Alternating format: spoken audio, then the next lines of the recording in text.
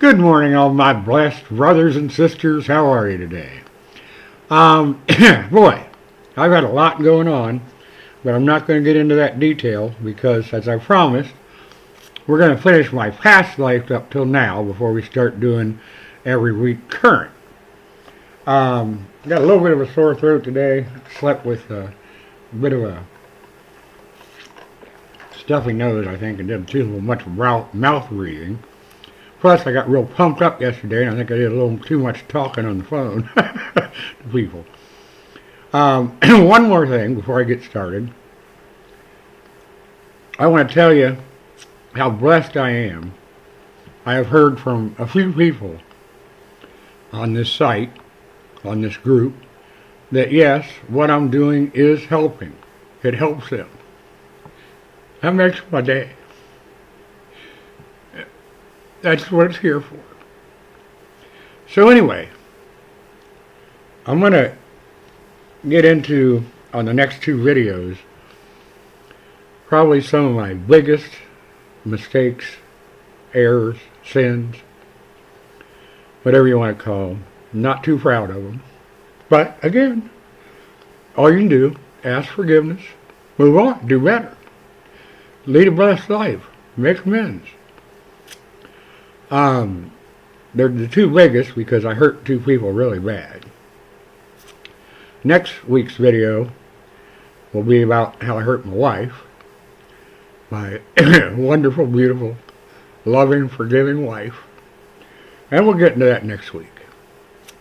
This week we're going to pick up where we left off in my childhood and talk about the other person I hurt really bad. And what a horrible asshole I guess I was for a lot of my life. Doesn't matter, it's in the past. I've asked forgiveness, and of the Lord, of myself, of this person. I'm trying to make amends. But here we go. So I left off probably in my early teens, or late teens, I don't know, somewhere around 20. Now I was still a wild-ass hell rebellion. I worked hard and I played hard.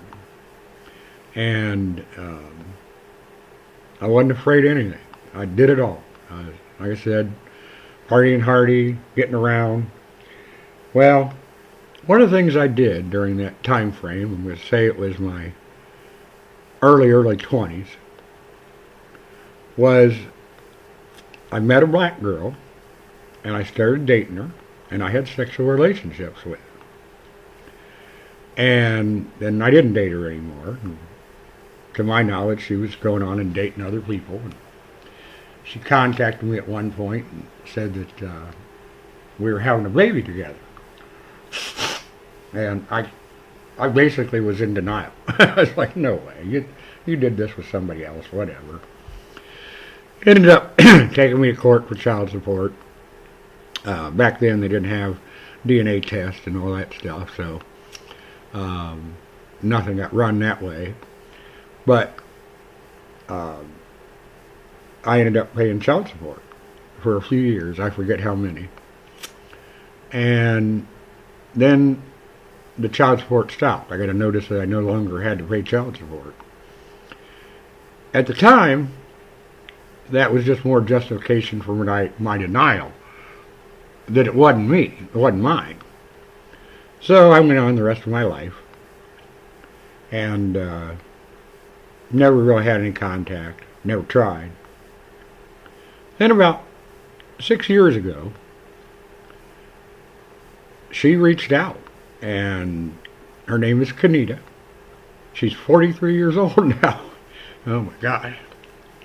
So anyway, she reached out. I still, wasn't cooperative. I wouldn't talk to her, wouldn't do anything. I was an asshole.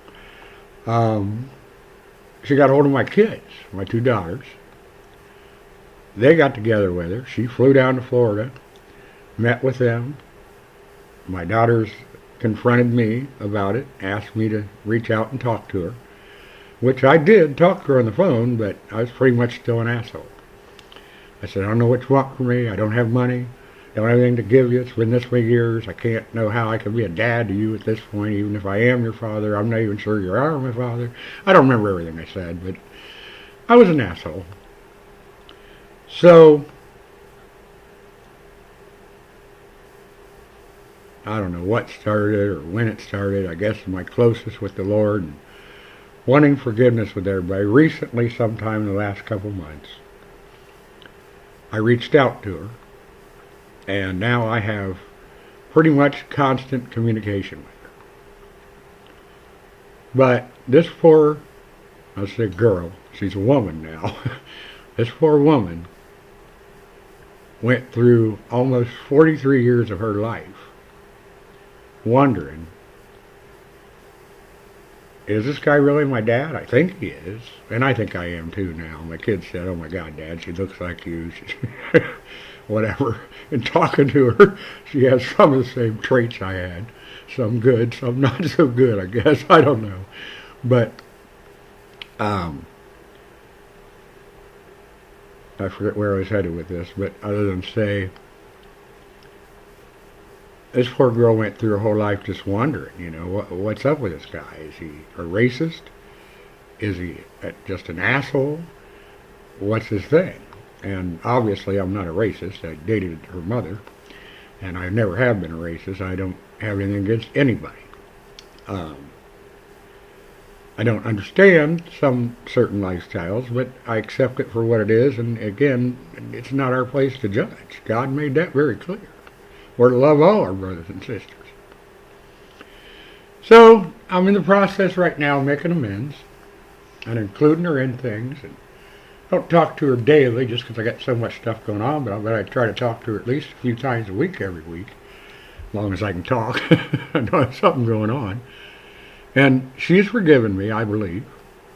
And I'm trying to build a relationship with her. So, my point is, again, and the point of this whole thing is, no matter what you've been through, whether it's something you did, whether it's something that happened to you, I'll throw in a story from last night just to kind of blend this together, and I won't mention names. But I have a couple friends. They're international friends, we'll say. And I think the wife is still a pretty strong believer in God. The husband's not. And one of the reasons why he's not, and she even probably has her doubts, is they lost a son through a horrible, horrible situation of disease where he, was bedridden and horrible position for a long time and then died way before his time. I can't imagine going through that, losing a kid. That's never happened to me. But I don't care what happened to you. Whether you can't explain it because why did God let this happen, whether it's something you did and now you don't understand why you ever did that, you can't let it haunt your mind. You can't let it weigh you down in the very front of your mind or the back of your mind. You got to get rid of it. You got to ask for forgiveness from everybody you need to. In my case, it's been from God. It's been from myself, and it's been from the people I hurt, and I've done it. And then you got to move on. You got to count your blessings. You got to start looking every day at where your blessings are. Sorry. And feel blessed and live blessed and be that shining example that shows everybody that.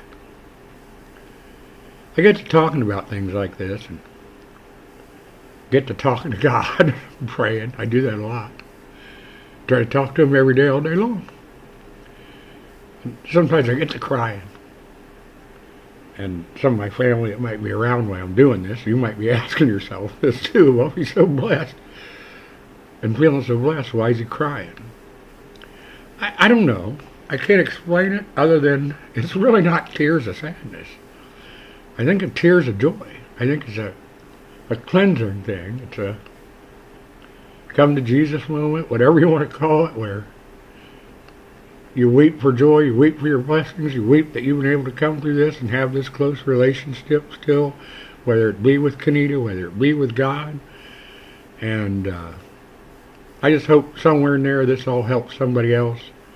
I truly hope you all have a blessed week, month, year, life, Christmas. I think you'll probably see one more video from me before Christmas if my thinking is right on the calendar. It's the 13th, 20th. Yeah, I'm sure you will.